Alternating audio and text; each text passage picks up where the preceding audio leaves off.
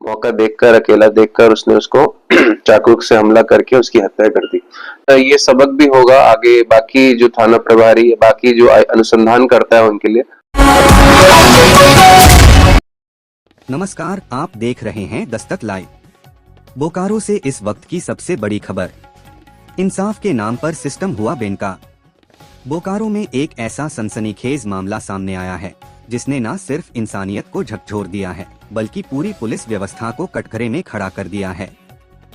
18 साल की मासूम पुष्पा, निर्दयी हत्या और पूरे का पूरा थाना सस्पेंड। जी हाँ, आपने बिल्कुल सही सुना।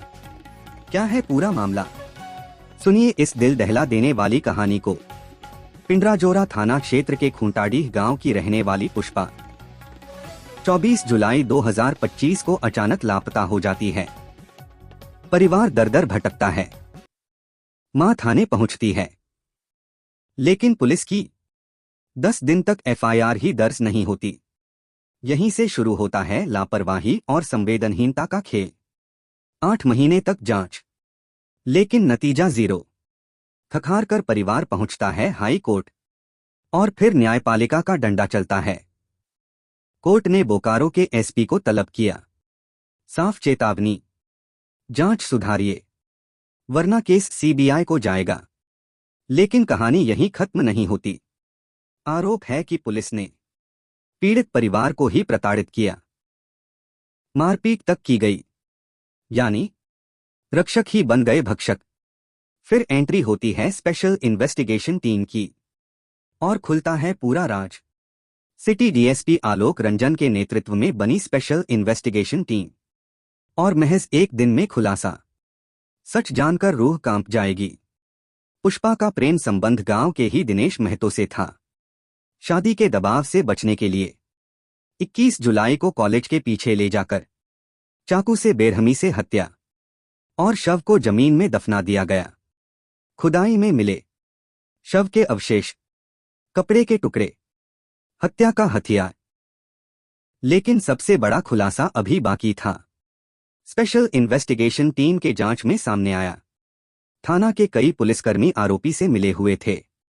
रिश्वत लेकर केस दबाने की कोशिश और पीड़ित परिवार को ही डराया धमकाया गया। अब आई सबसे बड़ी कार्रवाई। बोकारो के एसपी हरविंदर सिंह ने पूरे पिंडराजोरा थाना पर गाज गिरा दी। प्रभारी समेत 28 पुलिसकर्मी सस्पेंड।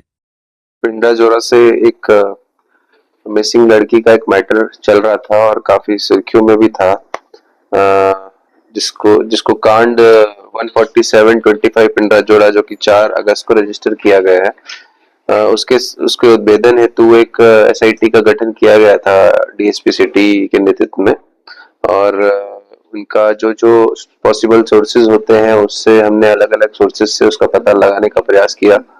जो टेक्निकल एविडेंस होता है, ह्यूमन एविडेंस होता है, जो भी सर्कमस्टेंशियल एविडेंस होता है, सब अलग अलग सोर्सेज से हमें पता लगाने का जब प्रयास किया तो हमें जो एक व्यक्ति दिनेश कुमार महतो का पता चला कि उसके साथ उनका कुछ पुराना किसी तरह का रिलेशन था। और उसी क्रम में हमें कुछ एक ऐसी सूचना प्राप्त हुई थी जिसके सत्यापन के लिए हम दिनेश महतो को उठा के पूछताछ के लिए लाए थे। जब पूछताछ किया गया तो डिटेल में उससे, तो जब उसको क्रॉस क्वेश्चनिंग किया गया अलग अलग एविडेंस के आधार पे, तो उन्होंने अपना क्राइम कन्फेस किया और बताया कि जो है ये जो लड़की थी जो गायब थी, पुष्पा कुमारी, उनके साथ उनका अफेयर चल रहा था और लड़की उनके साथ शादी करना चाहती थी। और उसके लिए उनका कहना है कि वो उन पर दबाव बना रही थी। हालांकि ये लड़की दबाव बना रही थी या लड़का उसकी नई शादी होने से जो है परेशान था, ये दोनों में से क्या कारण है वो मुझे लगता है और डिटेल जैसे जैसे आएगी तब क्लियर होगा। बट लड़के ने ऐसा बताया है और उसी उसमें उसने जो है लड़की को हटाने का प्लान किया। और उस क्रम में जब लड़की अपना चास कॉलेज में एडमिशन के लिए गई थी उस दिन, जिस दिन घटना हुई, 21 जुलाई की ये बात है, और वहां पर उसको पता चला तो पीछे से वो गया और उसको बहला फुसला कर वो अलग जगह पे ले गया। पीछे अबैंडेड जंगल है, वहां पर ले गया। वहां पर मौका देखकर, अकेला देखकर उसने उसको चाकू से हमला करके उसकी हत्या कर दी, निर्मम हत्या कर दी। और उनकी निशानदेही पर जो चाकू था जिससे उसको मारा है उसको बरामद किया गया है। और जो मृतिका है, जो कि मिसिंग लड़की थी पुष्पा कुमारी, उसकी जो बॉडी डिकम्पोज हो गई है, उसका जो कंकाल मिला है हमें, और उसका आगे डीएनए जांच किया जाएगा। उसके साथ साथ जो कपड़े उस दिन पहने हुए थे जिस दिन वो गायब हुई थी, वो कपड़े कुछ वहां से बरामद हुए हैं। और जो बाल के कुछ अवशेष जो है बरामद हुए हैं। इसके अलावा और जब्ती की बात करें तो जब हमने अभियुक्त को पूछताछ के लिए लाया था और छापामारी हुई थी, तो उसके पास से 4 मोबाइल बरामद हुए हैं, जिसको वो अलग अलग तरीके से नंबर बदल बदल के यूज करता होगा। और ये सब बरामदगी है। छापामारी दल की बात करें तो डीएसपी सिटी इसको लीड कर रहे थे। इंस्पेक्टर सुदामा, ये सिटी थाना प्रभारी, इंस्पेक्टर नवीन कुमार सिंह, बालेडी थाना प्रभारी, इंस्पेक्टर खुर्शीद आलम, हरला थाना प्रभारी, सब इंस्पेक्टर पुष्पराज और सब इंस्पेक्टर विक्रम कुमार इस छापामारी दल में शामिल थे।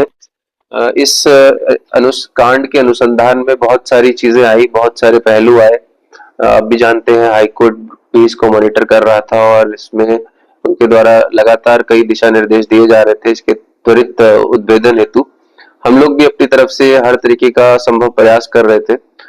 बट ऑफ लेट जो है, जब अनुसंधान को हमने देखा, बहुत नजदीकी तरीके से देखा उसको, और जैसे जैसे उसका उद्भेदन की ओर बढ़े, तो जो पूर्व के इसमें इन्वॉल्व लोग थे, जो चाहे थाना प्रभारी हो, चाहे आईओ हो, और भी जो एसआईटी के मेंबर्स थे, उनका जो इसमें जो होना चाहिए था, जिस तरह का उनका आचरण होना चाहिए था, जिस तरह से उनको अप्रोच करना चाहिए था, कहीं ना कहीं उसमें हमें सस्पिशियस एंगल्स कुछ ऐसा प्रतीत हुआ और संदेहास्पद उनका आचरण प्रतीत हुआ, जिसके कारण उनके विरुद्ध जो है अनुशासनिक कार्रवाई की जाएगी।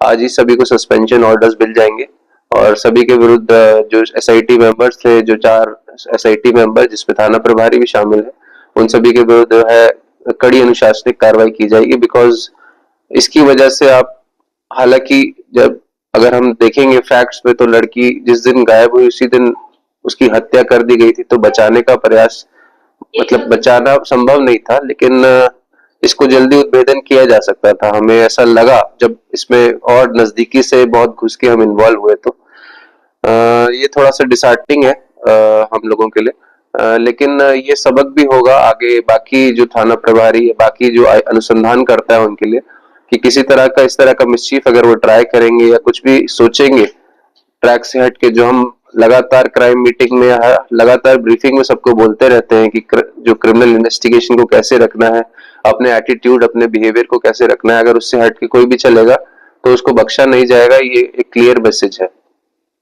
और आप देख रहे हैं सच का सबसे बड़ा खुलासा, दस्तक लाइव से संवाददाता अविनाश कुमार के साथ।